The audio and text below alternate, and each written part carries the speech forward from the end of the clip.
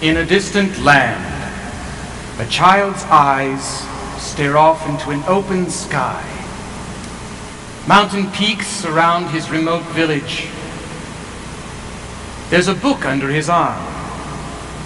He tries to imagine a place that he has never seen, but he has no words. He cannot read. There are no schools, and no one has taught him to read. Schools are imaginary places.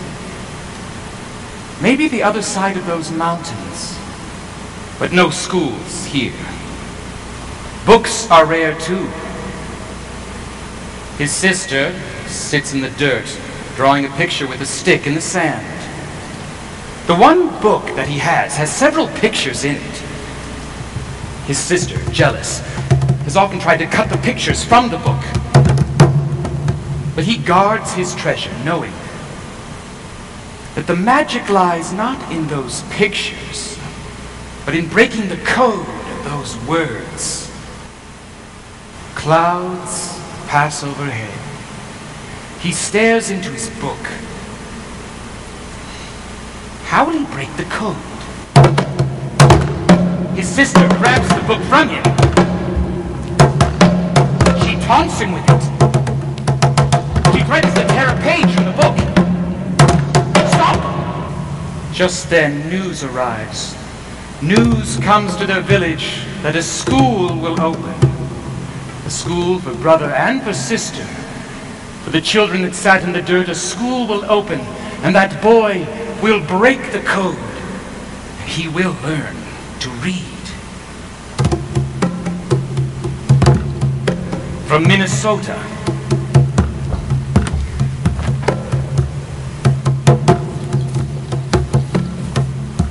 to Tanzania,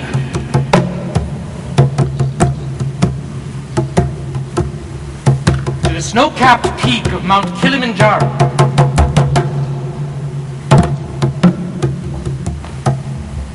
to the tallest mountains in all the world, the Karakoram Range in northern Pakistan.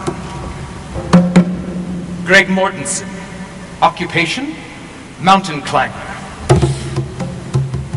Spurred by the memory of his sister, Greg takes on the climb of his life, the ascent of K2.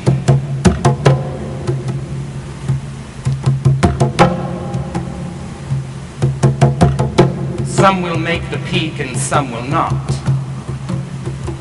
The mountain is not easily tamed. There is a life and death struggle.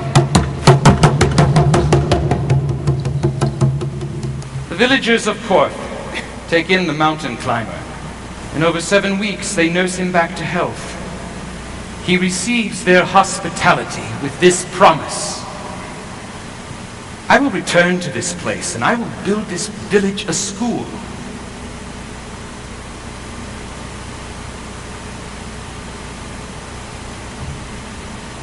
Before 9/11, before much of the Western world knew where it was, Greg Mortenson was building a bridge.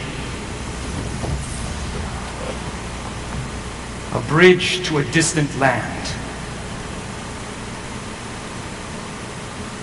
Come with me to my home in Baltistan. Sit with me and share a cup of tea. The first time we sit to share a cup of tea, you are a stranger. The second time, you are an honored guest. The third time, you are family.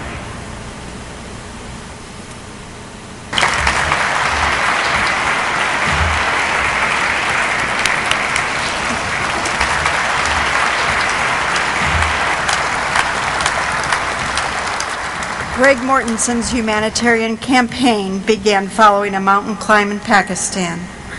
While there, he met a group of children who inspired him to build a school.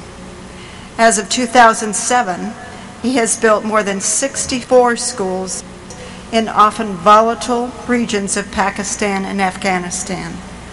Mortenson is a living hero to rural communities of Central Asia, where he has gained the trust of Islamic leaders, military commanders, government officials, and tribal chiefs through his tireless efforts to champion education, especially for girls. He is one of few foreigners who has worked extensively for 15 years, spending over 65 months during 34 trips in the region now considered the front lines of the War on Terror. His cross-cultural expertise brought him to Capitol Hill, where he participates in think tanks and speaks at the Pentagon and the Department of Defense, libraries, universities, schools, churches, mosques, synagogues, to business and civic leaders and women's organizations. Greg Mortenson's nominator is Denise Essman, an advocate and business leader. A cash award in his honor will be donated to Pennies for Peace, a program of Central Asia Institute to bring hope and educational opportunities to children of Central Asia. A penny in the United States is virtually worthless, but in this region of the world, a penny buys a pencil and opens the door for literacy. Ladies and gentlemen, please join me in welcoming Greg Mortenson. Greg?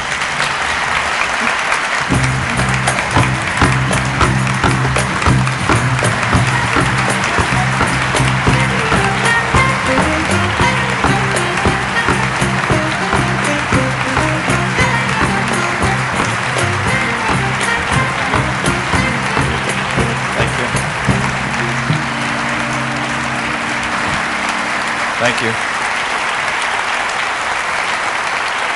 Thank you. Assalamu alaikum. Peace be with you. This is a great honor. I'm very humbled by this, and on behalf of all the children in the world who are deprived of literacy and education, I'd also like to thank you for bringing light and hope through literacy, and the Center for Citizen Diplomacy has done today, so thank you very much. I grew up in Tanzania for 15 years. My father was the founder of Kilimanjaro Christian Medical Center, and my mother started a school. In 1972, when it came time to open the hospital, first Julius Nyerere, the very visionary leader of Tanzania, spoke, and then my father got up and he said, he congratulated the people there. And then he said that in 1 decade, all the department heads would be from Tanzania. And there was a chuckle that went out amongst the expats, and they kind of scoffed at him afterwards for setting something that they wouldn't achieve. But we came back to America, and my father passed away. But 10 years later, we got the decade-long annual report from the hospital, and all the department heads were from Tanzania. And that's a lesson.